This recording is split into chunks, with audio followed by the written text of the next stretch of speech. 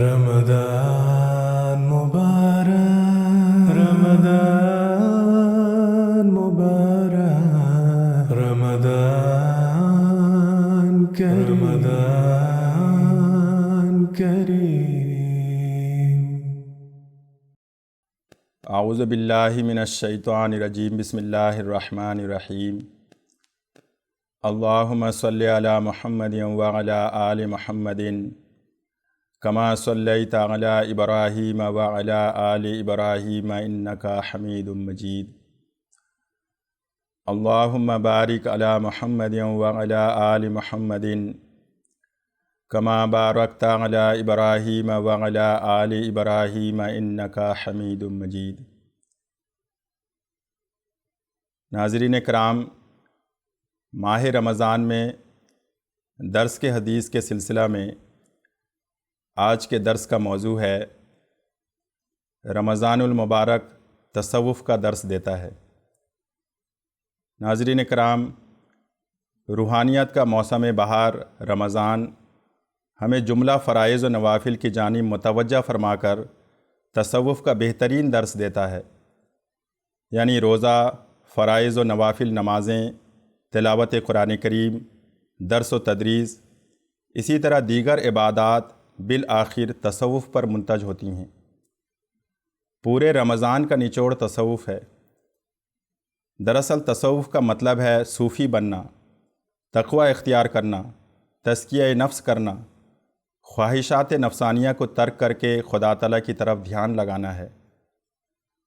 اور آیت یا ایھا الذین آمنوا کتب علیکم الصیام کما کتب علی الذین من قبلکم لعلکم تتقون اسی طرف اشارہ کرتی ہے کہ روزہ کا مقصد ہی تقوی و تصوف اختیار کرنا ہے، اور تصوف اختیار کرنے والے کو صوفی کہتے ہیں۔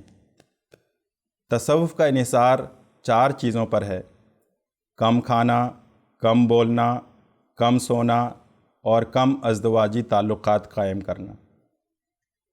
یہ چاروں چیزیں رمضان المبارک میں مکمل طور پر پائی جاتی ہیں۔ اولاً ہم کم کھانے پر کسی قدر غور کرتے ہیں۔ ظاہر سی بات ہے کہ رمضان میں روزہ رکھنے سے سارا دن فاقہ کرنا پڑتا ہے، اور فاقہ میں عبادت الہی میں مصروف ہو کر تصوف کا رنگ اختیار کر لیا جاتا ہے۔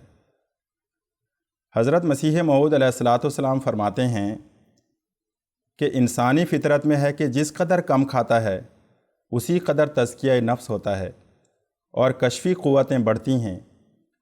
خدا تعالیٰ کا منشا اس سے یہ ہے کہ ایک غذا کو کم کرو اور دوسری کو بڑھاؤ۔ ہمیشہ روزے دار کو یہ مد نظر رکھنا چاہیے کہ اس سے اتنا ہی مطلب نہیں کہ انسان بھوکا رہے، بلکہ اسے چاہیے کہ خدا تعالیٰ کے ذکر میں مصروف رہے تاکہ تبتل اور انقطاع حاصل ہو۔ روزہ سے یہی مطلب ہے کہ ایک روٹی کو چھوڑ کر جو صرف جسم کی پرورش کرتی ہے، دوسری روٹی کو حاصل کرے جو روح کی سیری اور تسلی کا باعث ہے۔ ملفوظات جلد نحم صفحہ 222۔ چنانچہ کم کھانا روحانی ترقی کا باعث ہے جو ہمیں رمضان المبارک میں حاصل ہوتا ہے۔ ہمارے پیارے آقا و مطاع سرور کونین حضرت محمد مصطفیٰ صلی اللہ علیہ وسلم دعوی نبوت سے قبل صرف تھوڑا سا ستو بطور توشہ لے جا کر غار حرا میں یاد خداوندی میں مصروف ہو جاتے۔ چند ایام بعد جب توشہ ختم ہو جاتا واپس آ کر پھر لے جاتے، اور پھر دعویٰ کے بعد متواتر اور مسلسل روزہ بھی رکھتے تھے۔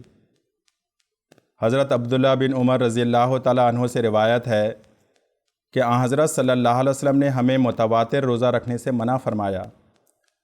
لوگوں نے کہا کہ آپ صلی اللہ علیہ وسلم تو ایسا کرتے ہیں۔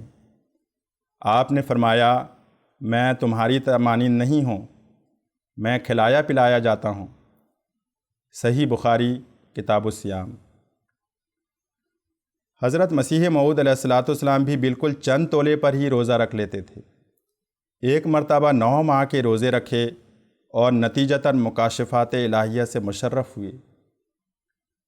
مذکور ہے کہ 1875 عیسوی کے آخری یعنی 1876 کے شروع میں ایک بزرگ معمر پاک صورت آپ کو خواب میں ملا اور اس نے یہ ذکر کیا کہ کسی قدر روزہ انوار سماوی کی پیشوائی کے لیے رکھنا سنت خاندان نبوت ہے۔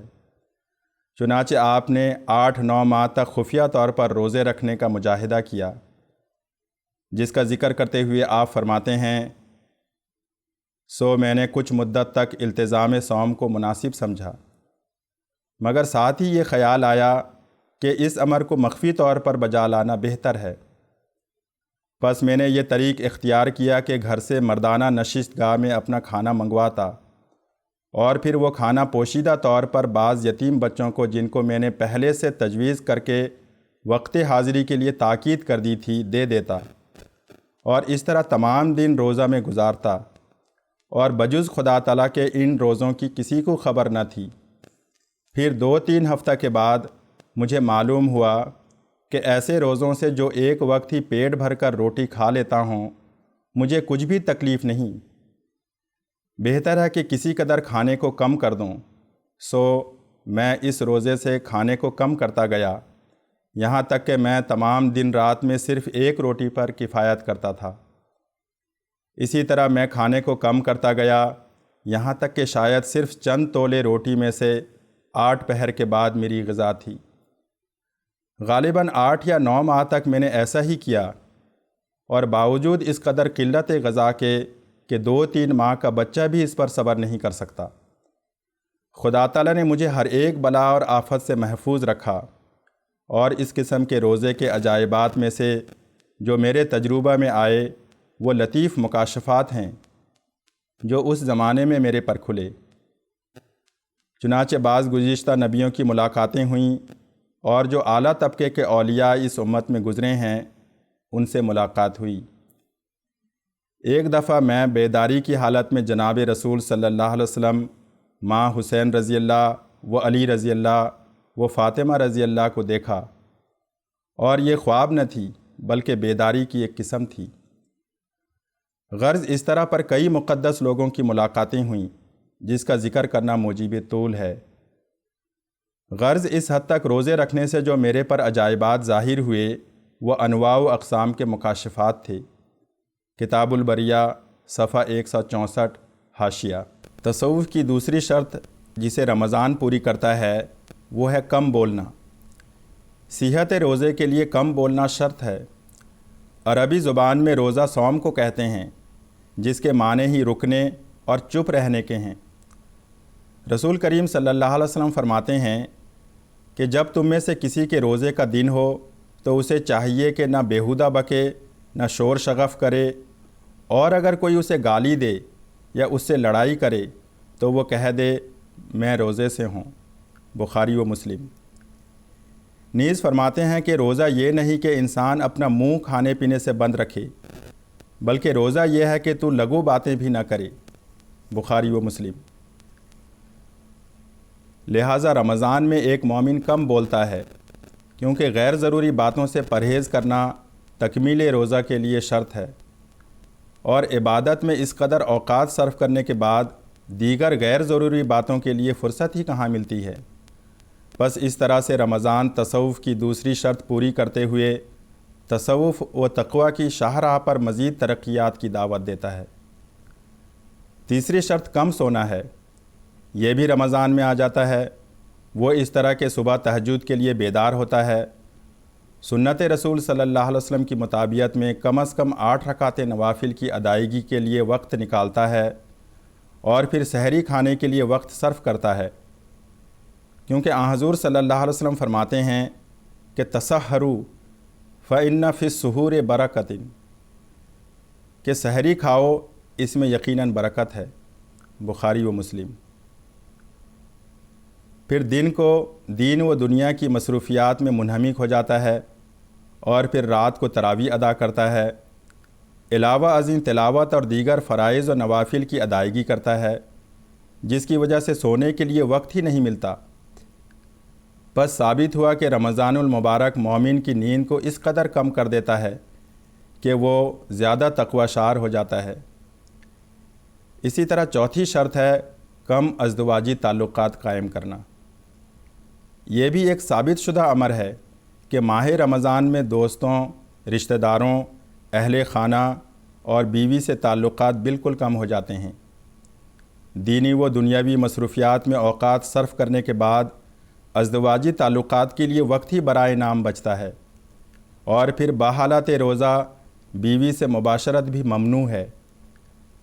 چنانچہ تصوف کی یہ شرط بھی مکمل طور پر رمضان پوری کرتا ہے کہ دنیا و مافیہ سے مستغنی ہو کر ازدواجی تعلقات منقطع کر کے خدا تعالیٰ کی جانب متوجہ ہوتا ہے اور تصوف اختیار کرتا ہے۔ پس رمضان تصوف کی چاروں شرائط پوری کر کے مسلمانوں کو تصوف اختیار کر کے صوفی بن کر بہترین درویشانہ طرز زندگی بسر کرنے کی دعوت دیتا ہے۔ حضرت مسلم موعود رضی اللہ تعالیٰ عنہ اس ضمن میں فرماتے ہیں، انسانی زندگی کی راحت اور آرام کی چیزیں کیا ہوتی ہیں؟ یہی کھانا پینا سونا اور جنسی تعلقات۔ تمدن کا اعلیٰ نمونہ جنسی تعلقات ہیں، جن میں دوستوں سے ملنا، عزیزوں سے تعلقات رکھنا بھی شامل ہے، مگر جنسی تعلقات میں سب سے زیادہ قریب تعلق میاں بیوی کا ہے۔ پس انسانی آرام انہی چند باتوں میں مضمر ہے کہ وہ کھاتا ہے، وہ پیتا ہے، وہ سوتا ہے اور وہ جنسی تعلقات قائم کرتا ہے۔ کسی صوفی نے کہا ہے کہ تصوف کی جان کم بولنا، کم کھانا اور کم سونا ہے، اور رمضان اس تصوف کی ساری جان کا نچوڑ اپنے اندر رکھتا ہے۔ کم سونا آپ ہی اس میں آ جاتا ہے، کیونکہ رات کو تہجد کے لیے اٹھنا پڑتا ہے۔ کم کھانا بھی ظاہر بات ہے، کیونکہ سارا دن فاقہ کرنا پڑتا ہے۔ جنسی تعلقات بھی ظاہر ہے۔ پھر کم بولنا بھی رمضان میں آ جاتا ہے، اس لیے کہ رسول اللہ صلی اللہ علیہ وسلم نے ایک دفعہ فرمایا کہ روزہ یہ نہیں کہ انسان اپنا منہ کھانے پینے سے بند رکھے، بلکہ روزہ یہ ہے کہ تو لغو باتیں بھی نہ کرے۔ پس روزہ دار کے لیے بیہودہ باتوں سے رکنا، لڑائی جھگڑوں سے بچنا اور اسی طرح کی لغو باتوں سے پرہیز کرنا بھی ضروری ہوتا ہے۔ اس طرح کم بولنا بھی رمضان میں آ گیا۔ گویا کم کھانا، کم بولنا، کم سونا اور جنسی تعلقات کو کم کرنا، یہ چاروں باتیں رمضان میں آ گئیں، اور یہ چاروں چیزیں نہایت ہی اہم ہیں اور انسانی زندگی کا ان سے گہرا تعلق ہے۔ پس جب ایک روزہ دار ان چاروں آرام و آسائش کے سامانوں میں کمی کرتا ہے تو اس میں مشقت برداشت کرنے کی عادت پیدا ہو جاتی ہے، اور وہ زندگی کے ہر دور میں مشکلات کا مردانہ وار مقابلہ کرتا اور کامیابی حاصل کرتا ہے۔ تفسیر کبیر جلد دوم صفحہ 376۔ خلاصہ کلام یہ ہے کہ مسلمانان عالم کم از کم ایک ماہ جب ان امور کی پابندی کرتے ہیں تو تصوف و تقویٰ کے نور سے منور ہوتے ہیں، جو سارا سال ان کے ہمراہ ڈھال بن کر رہتا ہے اور مشعل راہ بن کر ہر میدان میں رہنمائی کرتا ہے۔ اور پھر اگلا سال شروع ہوتا ہے تو پھر اس میں ترقی کرنے کی کوشش میں لگ جاتے ہیں۔ گویا کہ پھر تمام زندگی اس میں بسر ہوتی ہے۔ یہی تقویٰ و تصوف ہی رمضان کا نچوڑ ہے، جس کے حصول کے لیے اللہ تعالیٰ نے ماہ رمضان میں روزہ ہم پر فرض کیا ہے، جس کی تعریف خود صوفیوں نے کی ہے۔ حضرت مسیح موعود علیہ الصلوۃ والسلام فرماتے ہیں کہ شہر و رمضان الذی انزل فیہ القرآن سے ماہ رمضان کی عظمت معلوم ہوتی ہے۔ صوفیوں نے لکھا ہے کہ یہ ماہ تنویر قلب کے لیے عمدہ مہینہ ہے۔ کثرت سے اس میں مکاشفات ہوتے ہیں۔ صلاۃ تزکیہ نفس کرتی ہے اور صوم تجلی قلب کرتا ہے۔ تزکیہ سے مراد یہ ہے کہ نفس امارہ کی شہوات سے بودھ حاصل ہو جائے، اور تجلی قلب سے مراد یہ ہے کہ کشف کا دروازہ اس پر کھلے کہ خدا کو دیکھ لے۔ ملفوظات جلد دوم صفحہ 561۔ دعا ہے کہ اللہ تعالی ہم کو رمضان المبارک سے کما حقہ استفادہ کرتے ہوئے تصوف و تقویٰ حاصل کرنے کی توفیق عطا فرمائے۔ آمین۔ وآخر دعوانا ان الحمد للہ رب العالمین۔